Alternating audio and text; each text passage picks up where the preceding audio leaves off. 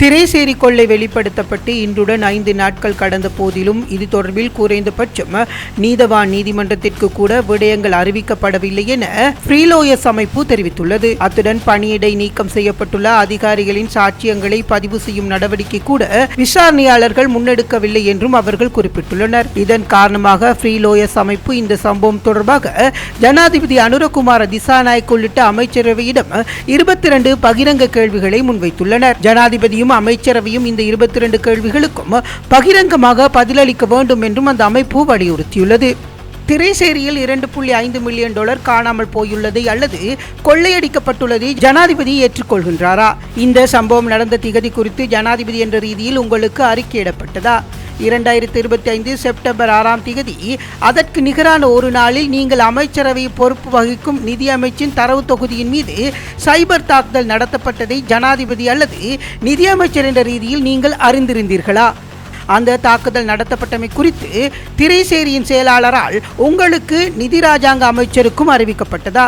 அவ்வாறு அறிவிக்கப்பட்டிருந்தால் நீங்களும் நிதி ராஜாங்க அமைச்சரும் அது தொடர்பில் எடுத்த நடவடிக்கைகள் என்னென்ன? டிஜிட்டல் விவகாரங்கள், நிதி திட்டமிடல் மற்றும் தேசிய பாதுகாப்பு ஆகியவற்றை துறைகளுக்கு பொறுப்பான அமைச்சர் என்ற ரீதியில் திரைசேரியில் நடந்த இந்த கொள்ளைக்கு நீங்கள் பொறுப்பேற்க வேண்டும் என்பதை ஏற்றுக்கொள்கின்றீர்களா? அப்படியானால் தேசிய பாதுகாப்பின் அடிப்படையில் பாடப்பரப்பிற்குட்பட்ட 4 துறைகள் தற்போது முறிவடைந்துள்ளது. தேசிய பாதுகாப்பு அச்சுறுத்தலுக்கு உள்ளாகியுள்ளதை நீங்கள் ஏற்றுக்கொள்கின்றீர்களா? திரைசேரி செயலாளரை நீங்கள் நியமித்ததை ஏற்றுக்கொள்கின்றீர்களா? நிதி செயலாளர் மக்கள் விடுதலை முன்னணி தேசிய மக்கள் சக்தியின் முன்னாள் பாராளுமன்ற உறுப்பினர் என்பதை ஏற்றுக்கொள்கின்றீர்களா? திரைசேரியின் நிதி மற்றும் திட்டமிடல் தொடர்பாக அவருக்கு முன் அனுபவம் எதுவும் இல்லை என்பதையும் ஏற்றுக்கொள்கின்றீர்களா? அவர் தற்போது ஆரம்பகட்ட விசாரணை தொடர்பான நியமனங்கள் மற்றும் அறிக்கைகளை மாற்றி இந்த கொள்ளையின் சாட்சியங்களை அளித்து வருவதாக உங்களுக்கு தெரிவிக்கப்பட்டுள்ளதா? நிதி அமைச்சின் செயலாளராக நியமிக்கப்பட்ட பின்னரே இந்த கொள்ளை நடந்துள்ளது என்பதையும் அதன் பின்னர் நிதி குற்றத்தின் போது பின்பற்றப்பட வேண்டிய அடிப்படை நிர்வாக நடைமுறைகளை கூட செயலாளர் தவறியுள்ளார் என்பதை நீங்கள் ஏற்றுக்கொள்கின்றீர்களா? இந்த கொள்ளை நடந்த திகதி மற்றும் இதில் திரைசேரியில் சம்பந்தப்பட்ட நபர்கள் யார் என்பதை நீங்கள் அறிவீர்களா?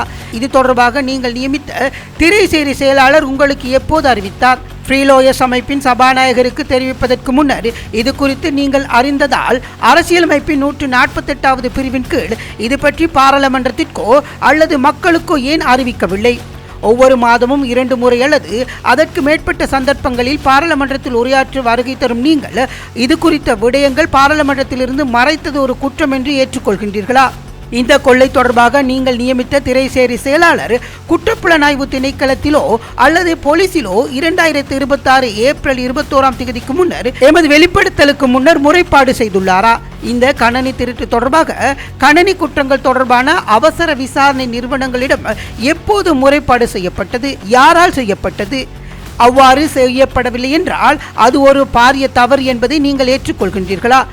இவ்வளவு முறைகேடுகள், தவறுகள், பொறுப்பற்ற தன்மை மற்றும் நேர்மையற்ற முறையில் செயற்பட்டுள்ளதை நிதி செயலாளர் மீது உங்களுக்கு இன்னும் நம்பிக்கையுள்ளதா? அவர் அந்த பதவியில் இருக்கும் வரை நியாயமான விசாரணை நடத்த முடியும் என்று ஜனாதிபதி, நிதி அமைச்சர் என்ற ரீதியில் உங்களுக்கு நம்பிக்கையுள்ளதா? அரசன சூரிய பெருமை என்பவரை உடனடியாக நிதி அமைச்சின் செயலாளர் பதவியில் இருந்து நீக்கி முறையான விசாரணையை முன்னெடுப்பதற்கு வாய்ப்பினை நீங்கள் ஏற்படுத்தி கொடுப்பீர்களா? போன்ற கேள்விகள் ஃப்ரீலோயர்ஸ் அமைப்பினால் ஜனாதிபதிக்கு முன்வைக்கப்பட்டுள்ளது. மேலதிக செய்திகளுக்காக எமது யூடியூப் தளத்தை சப்ஸ்கிரைப் செய்யுங்கள்.